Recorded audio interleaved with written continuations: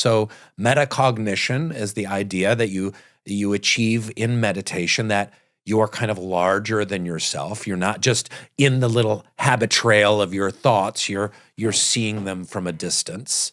And surrender to a consciousness greater than yourself, to Brahman, to God, to Gaia, however you want to view it. Then service to others, fostering those heart muscles that have to do with compassion and love and kindness and humility. Those can be practiced. That's in the Christian tradition, the Catholic mystic tradition. So many of these different spiritual paths are leading to the same thing, your science and your research and this step-by-step process that you teach. Are you shying away from that at all? How do you incorporate the kind of spiritual mystic elements to what you're doing? I go to great measures in my work to not use anything language-wise in the realm of tradition or religion or spirituality, because I really think it divides an audience.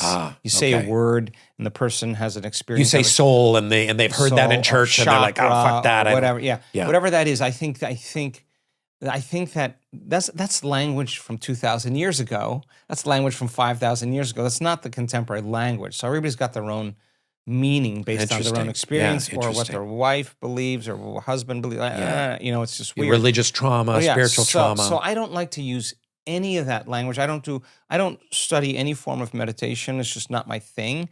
I see what works in terms of brain and heart function.